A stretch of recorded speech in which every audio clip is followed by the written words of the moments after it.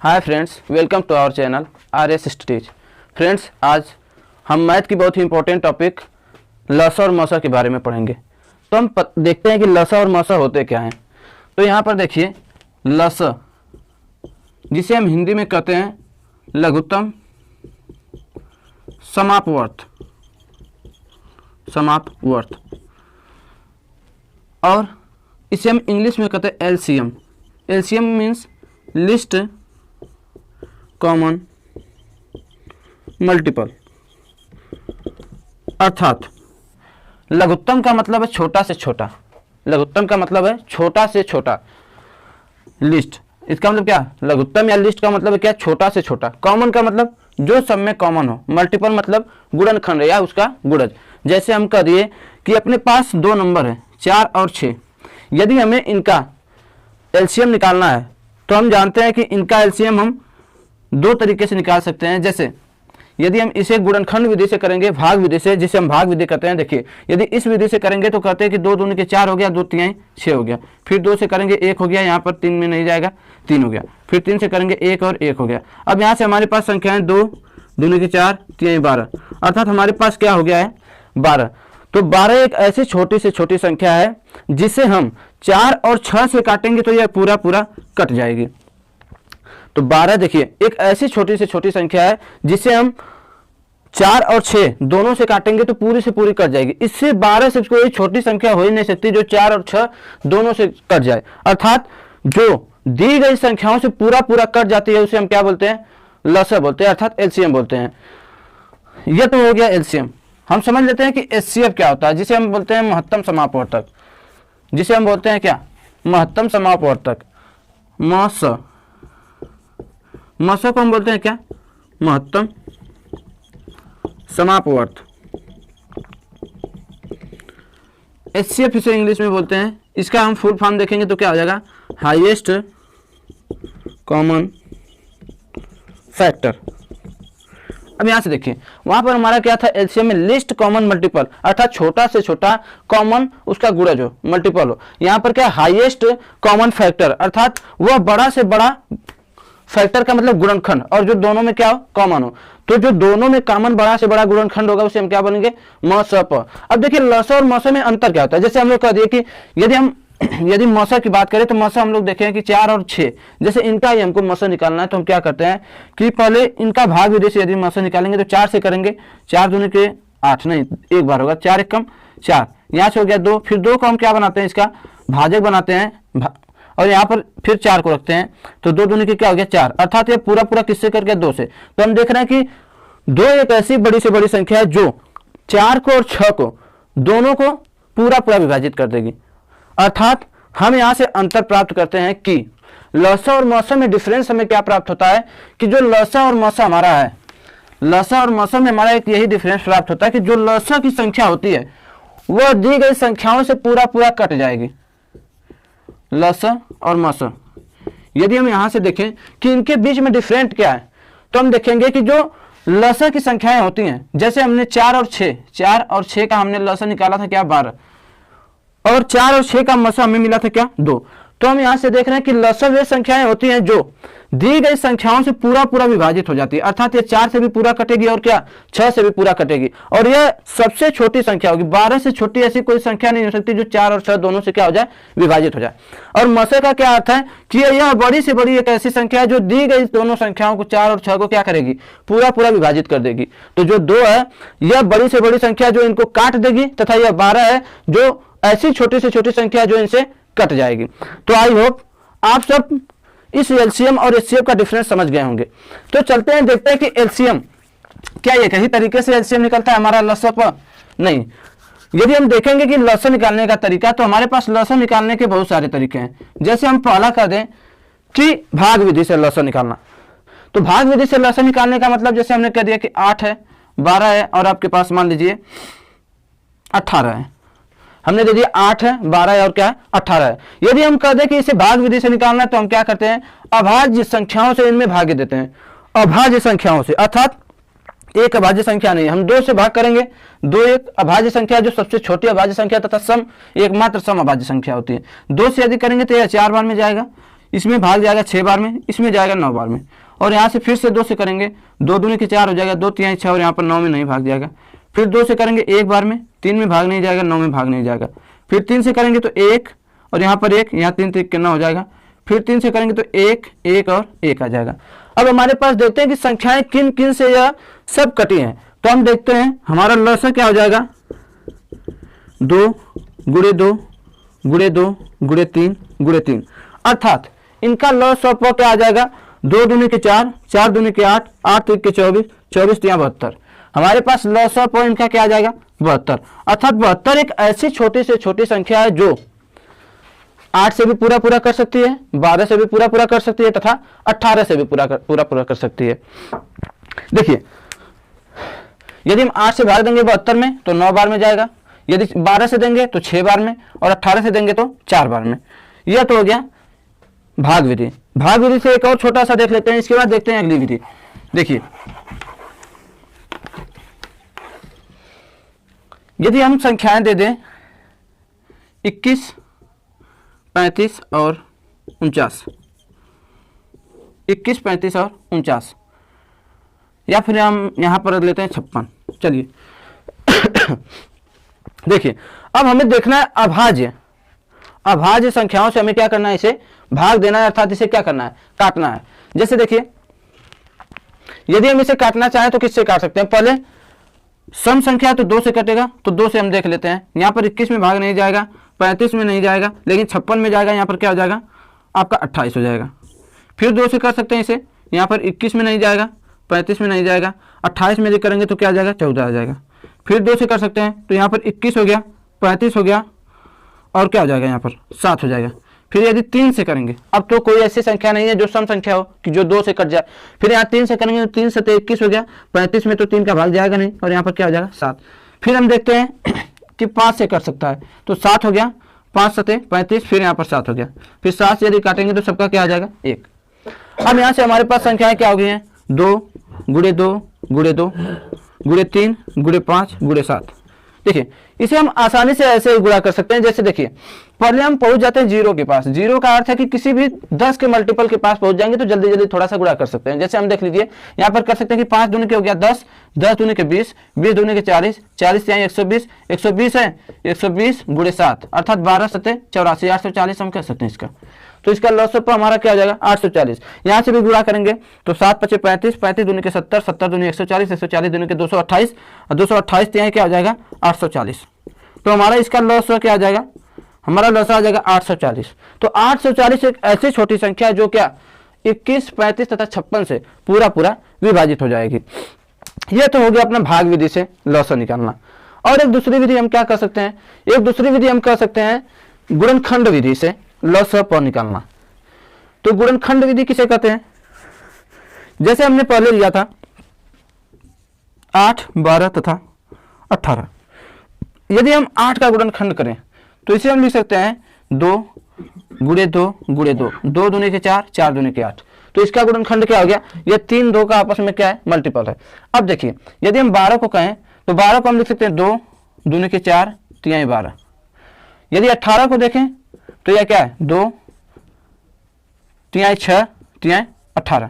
अब देखिए, हमारे पास इसका हमने क्या कर लिया है, अभाज्य गुणनखंड कर लिया। अभाज्य संख्याओं से क्या कर लिया, इनका गुणनखंड कर लिया। देखिए, यह क्या है, 8 है, जिसे 2 दूनी के 4 दूनी के 8, यह 2 एक ऐसी अभाज्य संख्या है जिससे यह कर सकता है। तो 2 के घाते इसे 3 भी लिख सकते हैं, या 2 गुणे 2 गुणे 2 3 बार गुणा कर दिए, इसे लिख सकते हैं 2 के घाते 2 गुणे 3, या फिर से 2 दूनी के 4 3 12 हो गया। यह क्या हो गया, 2 3 6, 6 3 18। अब हमको देखना है कि इसका लॉसअप निकलेगा कैसे। तो हमने कहा है क्या कि लॉसअप वह संख्या होती है जो छोटी से छोटी और दोनों में कॉमन भी होना चाहिए, सब में कॉमन, सॉरी दोनों में नहीं, जितनी भी संख्याओं का लॉस निकालना सब में कॉमन होना चाहिए।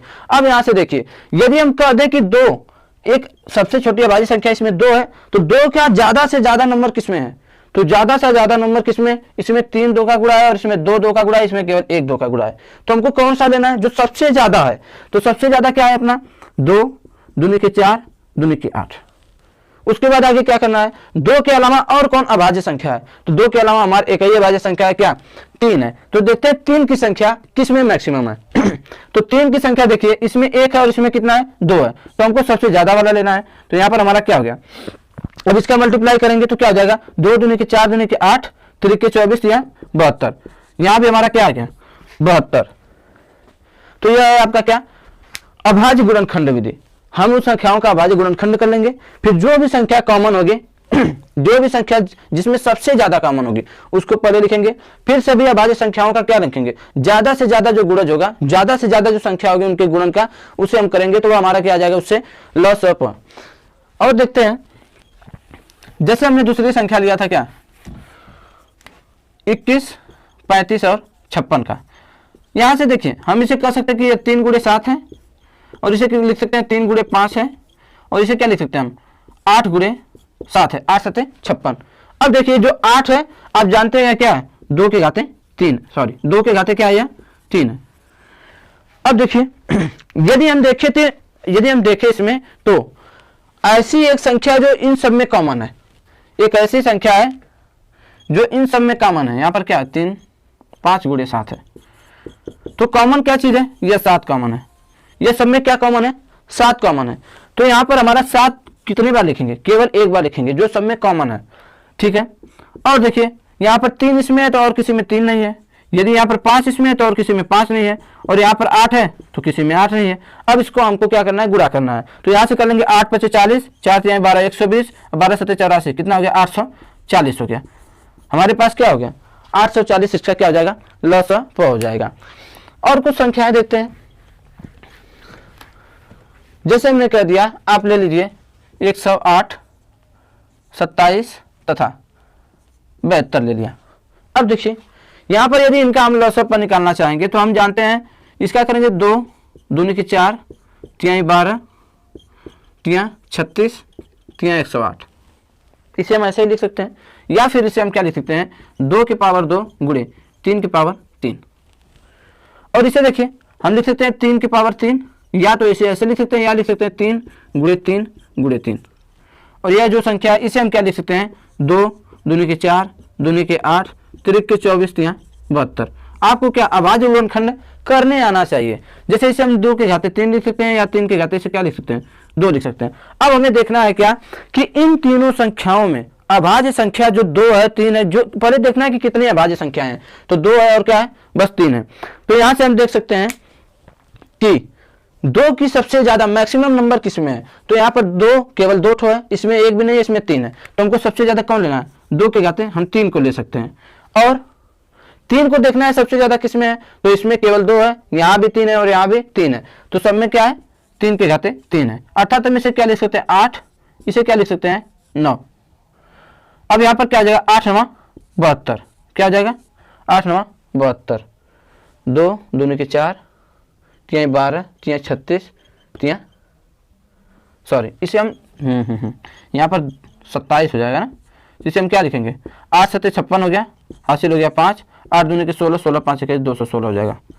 हमारा लॉस पर क्या हो जाएगा 216 हो जाएगा।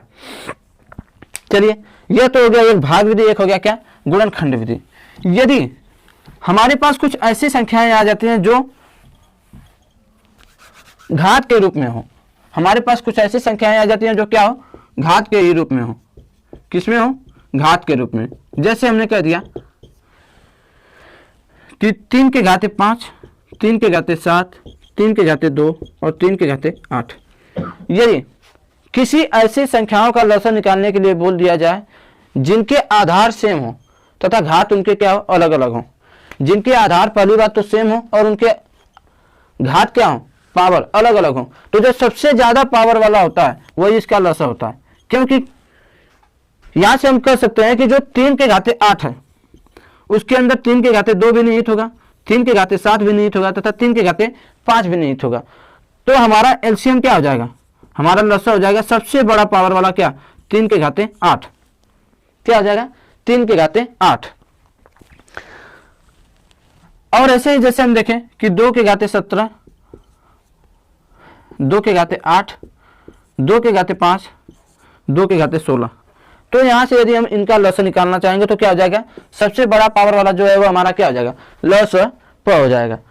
और यदि इनके आधार डिफरेंस है, यदि इनके आधार क्या है डिफरेंस है अलग अलग है, तो हमें देखना होगा कि उनके घात जो गुणा करने के बाद आता है, जैसे हमने कह दिया 2 के घाते 8 है, 3 के घाते 5 है, और 7 के घाते 2 है, और 8 के घाते 3 है। तो यहाँ से हमें देखना होगा क्या कि जो संख्या की वैल्यू है यहाँ पर, यदि 2 के घाते 8 हम करते हैं तो इसे 2 पार्ट में डिवाइड कर सकते हैं, 2 के घाते 4 गुणे 2 के घाते 4 कर सकते हैं। तो हमने कह दिया कि इसे हम लिख सकते हैं क्या 16 गुणे 16, अर्थात यह क्या है 256। इसका लसा, इसका क्या हो जाएगा, यह 256 हो गया। और यहां से देखिए, नहीं इसे ऐसे भी हम कर सकते हैं यदि घात अलग अलग है। अभाज्य जैसे देखिए हमने कह दिया कि यदि ऐसी संख्याएं जिनके आधार अलग अलग हैं, यदि जिनके आधार अलग अलग हैं तथा वे आपस में अभाज्य संख्या नहीं है, जैसे हमने कह दिया यह 2 अभाज्य संख्या है, 3 के घाते 5 क्या है अभाज्य संख्या है, 7 भी क्या है अभाज्य संख्या है, लेकिन 8 अभाज्य संख्या है नहीं, 8 अभाज्य संख्या नहीं है। तो पहले सब संख्याओं को अभाज्य संख्या में कन्वर्ट करें, सभी संख्याओं को क्या करें अभाज्य संख्या में कन्वर्ट करें। तो यह तो आपस में सब अभाज्य संख्या है, लेकिन यह 8 अभाज्य संख्या नहीं, तो इसे हम क्या लिख सकते हैं, यह 2 से क्या हो जाए विभाजित होती है, इसे हम 2 के घाते 3 और उसके घाते क्या हो जाएगा 3 हो जाएगा। अतः हम इसे क्या लिख सकते हैं 2 के घाते 8, 3 के घाते 5, 7 के घाते 2 तथा 2 के घाते 9 लिख सकते हैं। और हम यह जानते हैं कि यदि इनके आधार सेम है तो बड़ी घात वाली संख्या भी उसका क्या होगा लसा होगा, अर्थात जो 2 के घाते 8 है 2 के घाते 9 में हमारा क्या होगा निहित होगा। और जितनी भी अभाज्य संख्याएं हैं, आधार यदि जिनका अभाज्य संख्या अलग अलग है तो उनका सबका आपस में मल्टीपल ही हमारा क्या होता है लसा होता है, अर्थात इसका लसा क्या हो जाएगा, इसका लसा हमारा हो जाएगा 3 के घाते 5, 7 के घाते 2 तथा 2 के घाते 9। यह हमारा इसका क्या हो जाएगा लसा हो जाएगा, यह हमारा क्या हो जाएगा लसा। देखिए हमने क्या बताया, पहले हमको चेक करना है कि जो संख्याओं के आधार हैं वो अभाज्य होना चाहिए। 2 आधार अभाज्य है, 3 भी अभाज्य और 7 भी अभाज्य है, लेकिन 8 अभाज्य नहीं है। तो इसको हमने 2 के अभाज्य संख्या 2 से यदि किया तो 2 के घाते 3 ले सकते हैं, उसके घाते 3 है तो पावर, यदि पावर के ऊपर पावर है तो मल्टीप्लाई होता है। तो यहाँ पर हमने 2 के घाते 9 लिख दिया। यह देखते हैं कि यदि 2 के घाते 8 तथा 2 के घाते 9 है तो इन दोनों का लसा क्या होगा 2 के घाते 9 ही, जो ज्यादा घात होता है वही होता है। तो यहाँ से हमारा क्या हो जाएगा अभाज्य संख्याओं का गुणनफल उसका क्या होता है लसा होता है। एक और बात देखिए आगे, यदि हम कह दें कि आपको भिन्न के रूप में दिया गया है, किस में दिया है भिन्न के रूप में, यदि मैं भिन्न के रूप में दिया है इसका लसा निकालने के लिए बोल दिया जाए, तो देखिए यदि भिन्न का लसा निकालना है तो हम जानते हैं कि भिन्न किसे कहते हैं जो p बाई क्यू के रूप में है, अर्थात ऊपर हमारा क्या होता है अंश होता है तथा नीचे क्या होता है हर होता है। तो भिन्न के लसा में क्या कहते हैं कि अंश का लसा और बटे में क्या होता है हर का मसा, हर का क्या होता है मसा होता है। देखिए हमारा अंश का होता है लसा तथा हर का क्या होता है मसा। यदि हमारे पास संख्याएं हैं 3/4, 5/2, 7/4 तथा 13/8, तो हम इसे क्या कर सकते हैं कि जितने भी अंश हैं, यदि इनमें अंश देखें तो 3 है, 5 है, 7 है तथा 13 है, यह सब आपस में क्या है अभाज्य संख्याएं हैं। तो अभाज्य संख्याएं यदि आ गई तो उन अभाज्य संख्याओं का गुणनफल जो उनका यदि हम गुणा कर देंगे वही हमारा क्या होता है लसा होता है। तो हम कह सकते हैं यहाँ से कि हमारा लसा क्या हो जाएगा अंश का, तो 3 गुणे 5 गुणे 7 गुणे 13, और हमारा मसा क्या हो जाएगा एक ऐसी बड़ी से बड़ी संख्या हमको देखना है जो इन सबको काट दे। तो यदि हम यहाँ से देखेंगे कि इसमें सब में क्या कॉमन है तो हम देख सकते हैं कि 2 एक ऐसी संख्या जो 2 को भी काटेगी, 4 को भी, इस 4 को भी और 8 को भी, लेकिन इससे बड़ा कोई हमारे पास संख्या नहीं जो 4 को 4 काटेगा, इसको भी 4 काटेगा, इसको भी काटेगा, लेकिन 2 को नहीं काट पाएगा, अर्थात हमारा मौसा क्या होगा 2 होगा। तो इसका आंसर क्या हो जाएगा, हम कह सकते हैं कि 7×5 = 35, 35 यानी 105, 105 गुणे 13 बटे में क्या हो जाएगा 2। इसे हम करेंगे तो 13 100, 13×5 = 65, अर्थात 1365 बटे क्या हो जाएगा 2 हो जाएगा। हमारा क्या हो जाएगा 1365/2। हमें यदि भिन्न के रूप में दिया है तो हम करेंगे अंश का लसा अपान हर का मसा, तो हम ऊपर वाले का लसा निकाल लेंगे, नीचे वाले का मसा, ये हमारा पूरे भिन्न का क्या हो जाएगा लघुत्तम समापवर्तक हो जाएगा। अब देखिए एक और एग्जांपल देखते हैं। जैसे हमारे पास है 9/8, 5/7, 15/3 और 25/4। देखिए हमारे पास संख्याएं क्या हैं 9/8, 5/7, 15/3 तथा 25/4। यहाँ से भी हमको भिन्न का क्या निकालना है, लसा ही ज्ञात करना है। क्या ज्ञात करना है, लसा। तो हम जानते हैं लसा में भिन्न के जो अंश है उसका लसा हमको ज्ञात करना है तथा हर वाले का मसा ज्ञात करना है। अभी हमने मसा आपको नहीं बताया, लेकिन देखिए यदि किसी भी दो अभाज्य संख्याओं का मौसम निकालने के लिए बोल दिया जाए, दो अलग अलग अभाज्य संख्याएं हैं, उनका यदि मौसम आपको निकालने के लिए बोल दिया जाए तो हमेशा क्या होता है, एक होता है। क्योंकि किसी भी दो अभाज्य संख्याओं का, अलग अलग अभाज्य संख्याओं का मौसम क्या होता है, एक होता है। तो यहाँ पर 7 और 8, 3 ये देखिए आपस में अभाज्य है, इनका मौसम क्या हो जाएगा, एक हो जाएगा। लेकिन लसा की जहां तक बात है तो हम देखते हैं कि इनमें कॉमन क्या है। जैसे हम देख सकते हैं कि ये जो 5 है इस 25 के अंदर होगा, तो हम पूरा पूरा किसे लिखेंगे, 25 लिखेंगे। फिर गुणे, यहाँ पर जो 9 है इसमें क्या है, 2 3 है, क्या है 3 गुणे 3 लिख सकते हैं। और इसमें क्या है, 1 तो 5 है, 1 तो क्या है 3 है। तो हम कह सकते हैं कि यह वाला 3 इस 3 के अंदर होगा, ठीक है, और यह वाला 5 इस 25 के भी अंदर होगा। तो क्या हम इसे 15 को लिखने की जरूरत है, नहीं। तो हम गुणे क्या कर देंगे, बस 9 कर देंगे। यह जो 2 3 है, सबसे ज्यादा 3 की संख्या इसमें है, इसमें 1 है, इसमें 1 भी नहीं है, तो सबसे ज्यादा 3 को हमने ले लिया। सबसे ज्यादा 5 को लेना है तो इसमें 2 5 है, देखिए 5 गुणे 5, तो 1 5 इसमें, 1 5 इसमें, तो हमको 1 1 लेना है, नहीं, सबसे ज्यादा जिसकी संख्या है। तो यहाँ पर 2 5 है तो इसको हमने ले लिया। तो यहाँ पर क्या आ जाएगा, 25 9 225, हमारा लसा इसका क्या हो जाएगा, 225/1। तो ये हो गई भिन्न की बात। और भिन्न के अलावा हम कह सकते हैं और दशमलव संख्याओं का लसा। देखिए एक सीखते हैं हम दशमलव संख्याओं का लसा।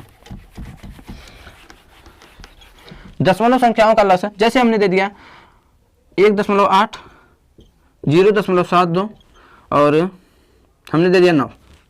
देखिए हमारे पास संख्याएं दशमलव के रूप में क्या है, 1.8 है, 0.7 और 2 है, और यहाँ पर क्या है 9 है। देखिए यदि कोई भी संख्या दशमलव के रूप में हो, किसमें हो, दशमलव के रूप में हो, तथा उसका हमें क्या निकालना हो, लसा निकालना हो। यदि उनका लसा निकालना हो तो पहले हम इसे क्या करेंगे, पूर्ण संख्या के रूप में, भले वो भिन्न में लिखे लेकिन इनका दशमलव हटाना है, हमको पूर्ण संख्या के रूप में लिखना है। और कैसे पूर्ण संख्या के रूप में, कि सबके दशमलव के स्पेस क्या हो, हट जाए, सबके दशमलव की स्पेस क्या हो जाए, हट जाए। देखिए यदि हम कह सकते हैं कि दशमलव के पीछे सबसे ज्यादा अंक किसमें है, तो यहाँ पर दशमलव के पीछे केवल कितने अंक हैं, 1 अंक। और इसमें दशमलव के पीछे कितने अंक हैं, तो 2 अंक है। इसमें दशमलव के पीछे 1 भी अंक नहीं, अर्थात इसमें 9.0 लिख सकते हैं, ठीक है। अब हमको क्या करना है कि जिस संख्या के दशमलव के बाद सबसे ज्यादा अंक हैं उसी उतने जीरो से हमको क्या करना है, सभी संख्याओं में गुणा और भाग करना है। जैसे देखिए यदि हम इन सब में देखें तो सबसे ज्यादा नंबर किसमें है दशमलव के बाद, तो इस 72 में है। तो हम इसे क्या कर सकते हैं कि दशमलव के पीछे जितना अंक है उतना 0 से मल्टीप्लाई, अर्थात यदि 1 है तो उसके पीछे 2 0, अर्थात 100 से हमको क्या करना है, सब में मल्टीप्लाई करना है और सब में डिवाइड भी करना है। तो हम देखिए 1.8 है, इसमें गुणे 100 कर देंगे और बटे में भी क्या कर देंगे, 100 कर देंगे। और यहाँ पर 72 गुणे क्या है, 7 2 बटे गुणे 100 हो जाएगा, बटे में क्या हो जाएगा 100। यहाँ पर 9 है, गुणे 100 हो जाएगा, बटे में क्या हो जाएगा 100। अब देखिए इसे हम क्या कर सकते हैं, यह आपका हो जाएगा 180/100 और आपका यह हो जाएगा कितना, 72/100 और आपका यह हो जाएगा 900/100। 900 बटे क्या आ जाएगा 100। हमने यह इसलिए करवाया कि आपको मौसम निकालने में आसानी होगी, अर्थात इसके बटे में हमेशा देखिए जो यदि सेम संख्या है तो उसका मौसम वही संख्या आती है। इसका मौसम क्या हो जाएगा 100, इसका मौसम क्या हो जाएगा 100। और यहां से देखिए यदि हम देखिए 180 तो 18 पचे क्या होता है 90, तो यह 900 के अंदर है, ठीक है। यदि हम इसे देखें 72 को, तो यहाँ पर 9 क्या है और क्या है 8 हमारा 72 है, तो 9 तो इस संख्या में 900 में है। लेकिन यदि इस 8 को देखें तो 8 लगभग इसे 2 के घाते 3 लिख सकते हैं। यदि 900 को लिखना चाहें तो इसे हम क्या लिख सकते हैं, 9 गुणे 5 गुणे 2 के घाते 4, अर्थात इसे हम लिख सकते हैं 9 गुणे 100। 9 गुणे क्या लिख सकते हैं 100, और 100 में आपके पास क्या है 5 के घाते 2 और 2 के घाते 2 है। तो हमें 2 के घाते सबसे ज्यादा क्या है, यहाँ पर 3 है, लेकिन यहाँ पर 2 के घाते क्या है 2 ही है, अर्थात हमको ये 2 से भी क्या करना है, गुणा करना है। यदि हम यहाँ से देख लेंगे तो हमारे पास क्या आ जाएगा 900 दोनों के क्या 1800 और बटे में हमारे पास क्या है 100, तो इन दोनों जीरो से दोनों जीरो कैंसिल आउट हो जाएगा। हमारा इसका लसा क्या आ जाएगा 18, हमारा इसका लसा क्या आ जाएगा 18। तो हमें करना क्या है कि जो सबसे ज्यादा दशमलव के बाद अंक है उसे कर लेना है। नहीं तो आप एक तरीके से और कर सकते हैं, जैसे अलग अलग संख्या और हम ले सकते हैं। देखिए ऐसे जैसे हमने ले लिया 2.5 4 तथा हमने ले लिया जैसे 0.25 और यहाँ पर एक और संख्या ले लेते हैं, चलिए इतना बहुत है, या फिर एक और संख्या लेते हैं 0.125। हमको करना क्या है कि पहले सबका दशमलव अंक हटाना है। यदि हमको इसका दशमलव अंक हटाना है तो क्या करेंगे, दशमलव के पीछे एक अंक है तो हम 10 से गुणा और भाग करेंगे तो यह क्या आ जाएगा, 25/10 हो जाएगा। कर सकते हैं। इसका दशमलव हटा हुआ है, इसका दशमलव क्या है, हटा हुआ है, इसे हम क्या लिख सकते हैं, 250/100, क्योंकि दशमलव के पीछे कितने अंक है, 2 अंक है, तो 2 अंक हटाएंगे तो हमारा क्या हो जाएगा, 25 क्या हो जाएगा, 100 हो जाएगा। और यहाँ से इसका क्या हो जाएगा, 125/1000। जितना अंक दशमलव हम बाएं ले जाएंगे नीचे जीरो की संख्या उतना बढ़ेगी, जितना अंक हम दशमलव को किधर लेके जाएंगे, दाएं लेके जाएंगे, उतना अंक उतना जीरो क्या होगा, बटे में बढ़ेगा। अब देखिए यहाँ से हम कह सकते हैं कि 10 है, 100 है तथा क्या है, 1000 है। हमको ऐसी संख्या देखना है जो सबसे ज़्यादा हो। इसमें जीरो की संख्या किसमें सबसे ज़्यादा है, तो 1000 में हमारा मौसा क्या हो जाएगा, 1000 हो जाएगा, क्योंकि 1000 10 से भी कर सकता है, 100 से भी और 1000 से भी कर सकता है। यहाँ पर बटे में कुछ नहीं है तो क्या है, 1 है। और देखिए हमको यहाँ से दिखाई दे रहा है 5 की घातें 2, और यहाँ से हमको दिखाई दे रहा है 5 की घातें 2, और यहाँ पर दिखाई दे रहा है 5 की घातें 3। तो हमको कौन सी संख्या लेना है लसम में, हम जानते हैं कि भिन्न में ऊपर वाला लसम अंश का लसर तथा हर का क्या होता है, मसर। हमने इसका मसर ले लिया, 1000 आया। यदि इसका लसर लेंगे तो लसर में ज़्यादा से ज़्यादा नंबर लिया जाता है, तो 5 की घातें 3 को हम रख सकते हैं तो क्या आ जाएगा, 125। और गुणे में यहाँ पर क्या है, 4 और किसी में भी नहीं है तो हम इसे भी रखेंगे 4। अब यहाँ से देख लीजिए आपका क्या हो जाएगा, 125 चौके 500 हो जाएगा, क्या हो जाएगा, 500, और बटे में क्या हो जाएगा, 1000 हो जाएगा। तो हम यदि इसे काटेंगे तो कितना आ जाएगा, 1/2 1/2 लिख सकते हैं, अर्थात इसे 0.5 भी क्या कर सकते हैं, लिख सकते हैं। तो ये हमारा क्या हो जाएगा,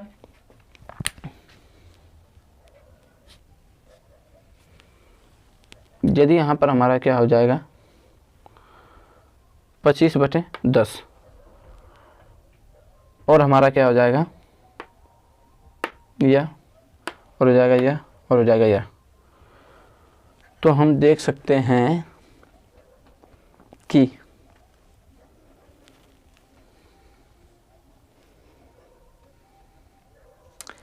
25/10 हो गया, 4/1 हो गया,